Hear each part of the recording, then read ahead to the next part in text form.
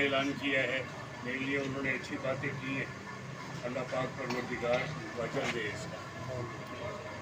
बात यह है जी कि इलेक्शन इन्होंने कहा कि जी बहुत लोगों का ख्याल था कि इलेक्शन नहीं हो रही। मेरा पहले दिन से ये यकीन था कि जी इलेक्शन होगा, और इसलिए मैं फील्ड में निकल आया, जबकि बाकी लोग अभी नहीं निकले पूरे कराची में ही।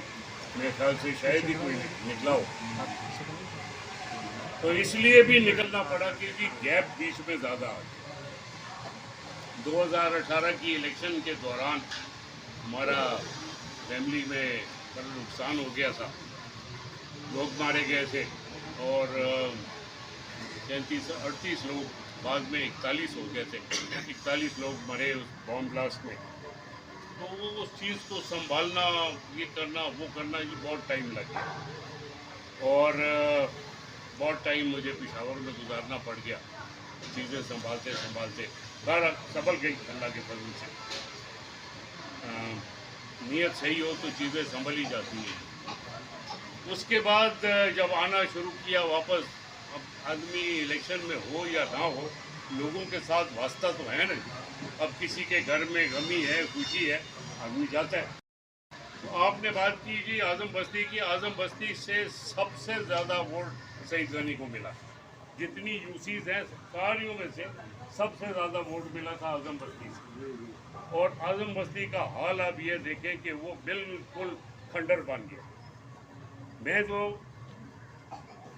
देखता हूँ लोगों को जी, हर दूसरा आदमी बीमार है, क्योंकि इतनी मिट्टी उड़ रही है। पूरा दिन वो गाड़ियाँ चलती हैं, मिट्टी उड़ती है जी, आखिर वो फेफड़ों में जाती है यार। 14 घंटे की वहाँ पे लोड शेडिंग है, पानी की वहाँ तकलीफ है, गैस की वहाँ तकलीफ है। डिफेंस वालों ने रास्ता बंद किया तो कोई नहीं गया था रास्ता खुलवाने के लिए। मेरे ज़माने में भी एक बंद हुआ था रास्ता, हमने खैर खुलवाया था, FIR भी मुझ पर कटी थी। तो क्या हो गया, कोई हमने गलत काम तो नहीं किया था कि FIR कटी है, पर इलाके को अपना समझ के इसलिए ये काम किए थे। इसी आज़म बस्ती में लड़कियों का कॉलेज भी मैंने बनाया, टेक्निकल कॉलेज भी बनाया, 50 बिस्तर का अस्पताल भी बनाया, और माशाल्लाह सईद गनी साहब 2 दफ़ा MPA वहाँ से बने, एक दफ़ा 5 साल के लिए और एक दफ़ा कोई 1.5 साल के लिए। 6.5 साल में अगर एक दीवार बनाई वो कहीं तो मुझे दिखा दे। मेरा कॉलेज बनाया हुआ था, उसका नाम रख दिया बेनज़ीर। जो टेक्निकल कॉलेज मैंने बनाया था उसका 3 दफ़ा इफ्तिताह हो गया, 3 दफ़ा, और उसके बाद ज़ेबिस्ट को दे दिया। भाई क्यों आपने ज़ेबिस्ट को दिया? ये यहाँ के बच्चे जो हैं वहाँ पे कम से कम जी 100 नौकरी थी बच्चों की, वो 100 की 100 नौकरी चली गई। 50 बिस्तर का अस्पताल जी 99.9% तैयार खड़ा है, कब से? 2008 से उसको चालू नहीं किया। वहाँ जो पानी का एक प्लांट लगा था 1 लाख गैलन घंटे का, उसकी मशीनरी उठा के ले गए। बाकी प्लांट सारा पड़ा हुआ है, बना हुआ है, उसकी मशीनरी गायब है। आखिर क्यों, मुझे अभी तक नहीं समझ आई।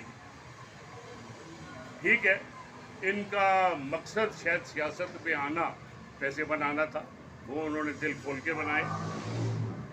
थानों से बदते वो जो पुराना एक SHO था, वो 4-4.5 साल यहाँ बैठा रहा।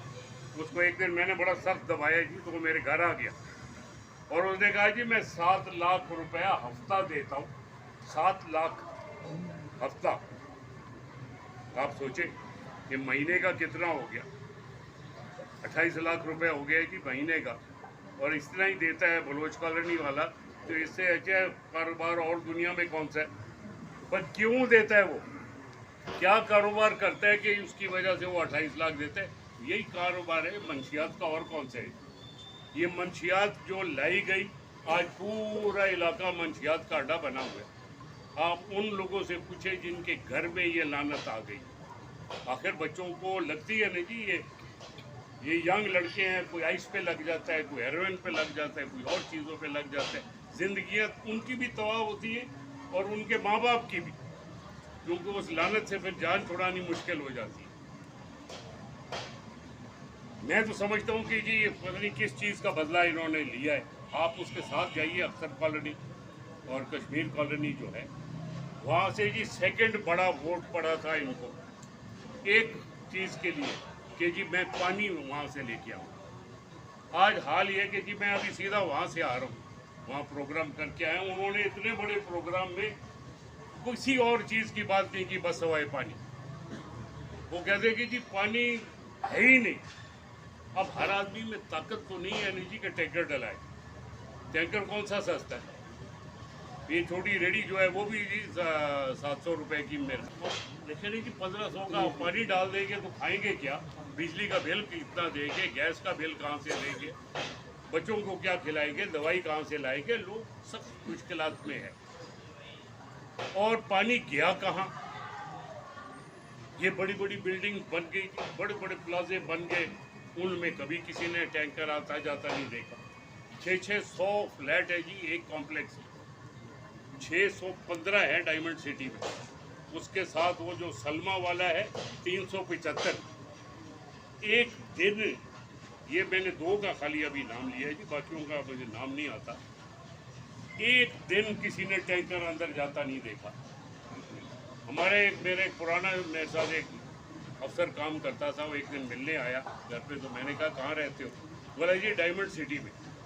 तो मैं कहा डायमंड सिटी किधर से पहुंच गए? बोले जी ना उधर पानी की तकलीफ है, ना उधर बिजली की तकलीफ है, ना उधर गैस की तकलीफ है, और उसके इर्द गिर्द जितना इलाका है, मंजूर कॉलोनी है, जुनेजो टाउन है, उस तरफ डिफेंस व्यू है, वो सब के सब बेचारे ख्वारों के। तो पानी गया कहाँ? सबको पता है कहाँ गया।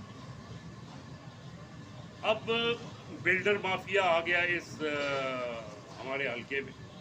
आपको भी पता है कि पूरा दिन ये मोटरसाइकिल पे लड़के फिरते थे, जहाँ छत डालने लगो तो भैया आ जाओ हमारे साथ बात करो, वरना छत नहीं डाल सकते। ये कोई ढकी छुपी बातें नहीं है, सबको पता है।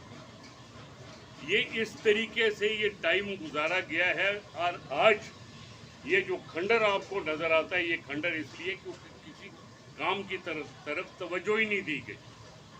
एक ग्रेड की नौकरी 5-5 लाख रुपए में बिकी है या नहीं बिकी थी? सबको पता है।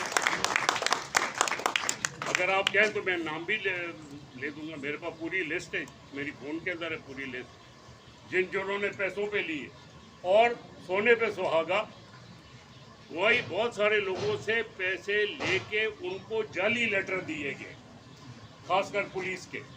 वो जब उधर गए, उन्होंने पुलिस वालों ने उनको अंदर बंद कर दिए।